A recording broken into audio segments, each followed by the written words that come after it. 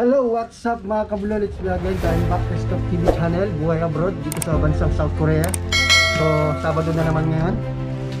So, usually, every Saturday lang po yung pasok.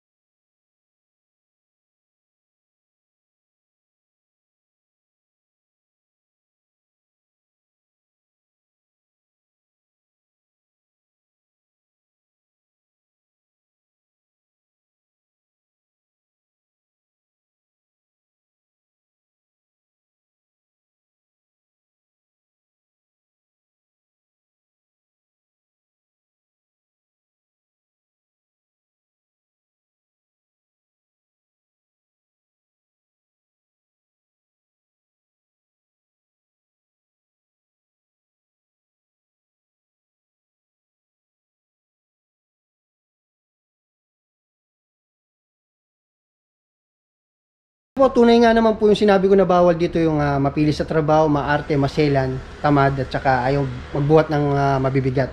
Alam nyo po, sa taong may pangarap, wala pong salitang mahirap.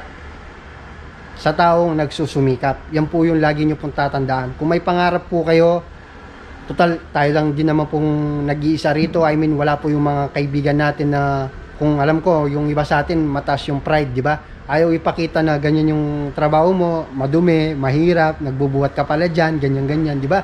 May mga kababayan po tayong ganyan, aminin na po natin. So dito, wala naman po nakakakilala sa atin dito, yung po yung isipin nyo. At saka kung darating man po yung time na pili nyo, nag-struggle kayo, lagi nyo pong isipin na wag po kayong magkukwit, wag po kayong susuko. Ako kasi naranasan ko yan at ang ginagawa ko, nagtitimbang po ako, tinitimbang ko kung ano yung mas mahalaga sa akin, yung sarili kong nararamdaman, yung galit o yung gustong gusto ko na umuwi dahil miss na miss ko na yung pamilya ko, o yung isipin natin yung pamilya natin, paano sila kung umuwi tayo ng Pilipinas. Di ba mas mahirap po yun? Kaya sa mga taong feeling nila sukong-suko na, yun po yung isipin nyo. Ano ba mas mahalaga, yung family nyo o yung ikaw na nagsasakripisyo, mag-isa ka lang dito para sa kagaganda ng kinabukasan ng family mo? Yun po yung tatandahan natin para kahit papano makapag-isip tayo ng medyo naaayon sa ating mga plano. Minsan kasi ng mga dahilan kung ba't maraming Pilipino na umuwi na walang ipon, umuwi na homesick, hindi natatapos yung kontrata. So sa madaling salita, nasayang lang po yung sinumulan nila.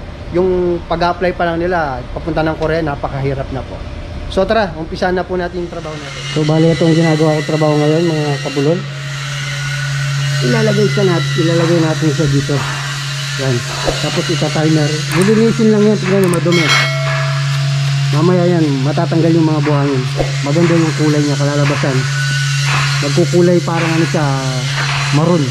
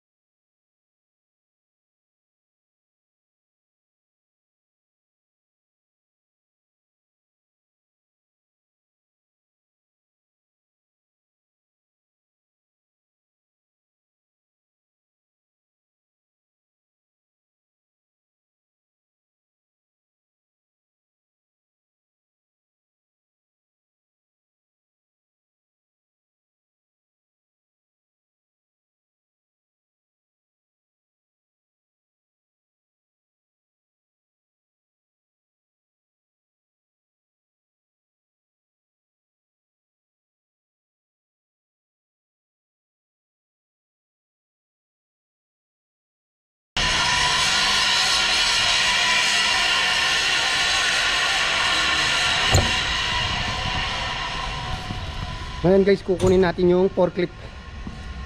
Jigetcha ang tawag namin dito sa South Korea.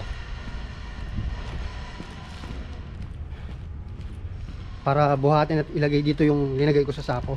Ito yung kabila namin factory. Ito yung aming jigetcha.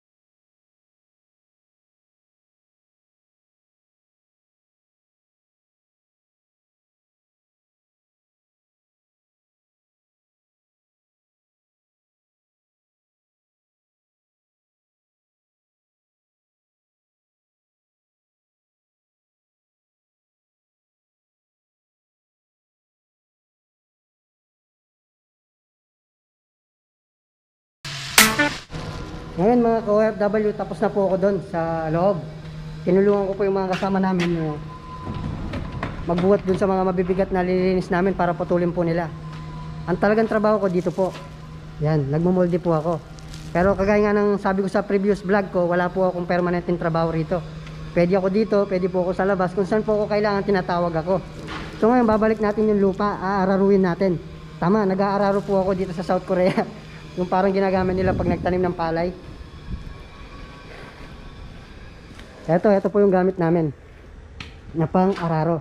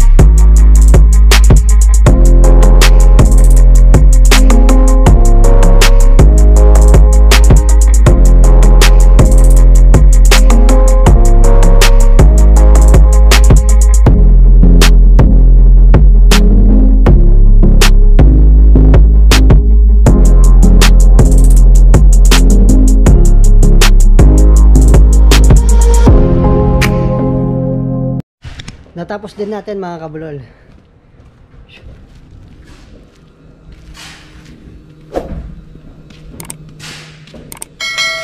Ayan ang pinalabasan.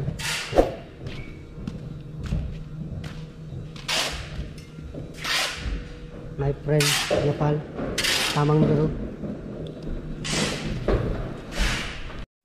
Natapos din natin mga kabulol.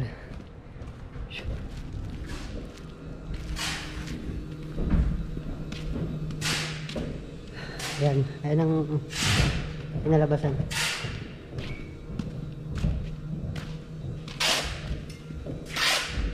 my friend Nepal, tamang duro. So guys, 12:30 na. Ito, kakain na kami sa aming canteen. Sikdang ang tawag po namin dito. 12:30 yung break namin, lunch break. 1 o'clock kami babalik. 1:30 kami babalik. I mean, isang oras yung break namin pag lunch break. 3 hours later. Can you move it along? I'm all out of time cards.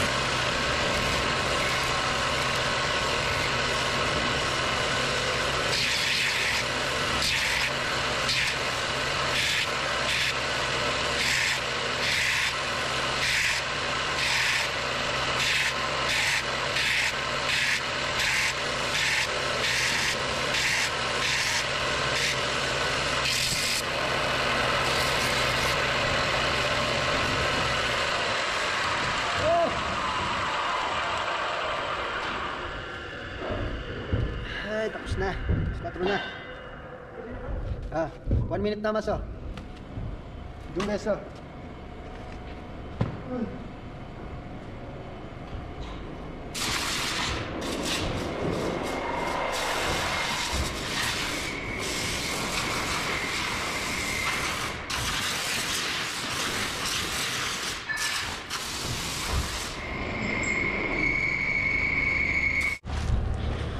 So yun na nga po mga kabulol, out na po kami. Tapos na naman po yung isang araw ng aming kontrata. So sasarado ko lang po yung aming mga kompresor.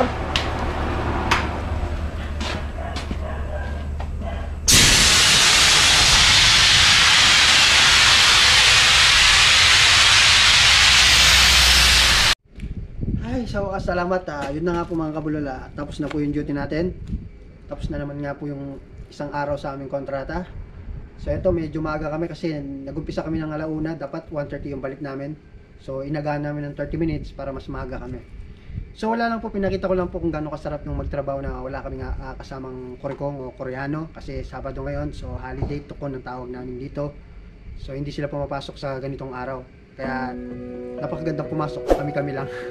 Walang mga ano kasi palawatas yung mga Korekong. So well anyway, hanggang dito na lang po yung ating video. Maraming salamat po sa patuloy na tumatangkilik sa aking mga video. Tsaka lagi ko po sinasabi sa inyo, stay safe at mag-ingat po kayo and share is caring. Tsaka isa pa po, alam nyo ba sa mga kapwa ko OFW sa magsulok ng mundo, sa amin pong mga katulad namin, walang salitang mahirap sa taong may pangarap. Yan po ang lagi nyo pong tatandaan. So yun lang po, hanggang sa muli magkita-kita po tayo. We cannot please everybody. So stay safe and ingat.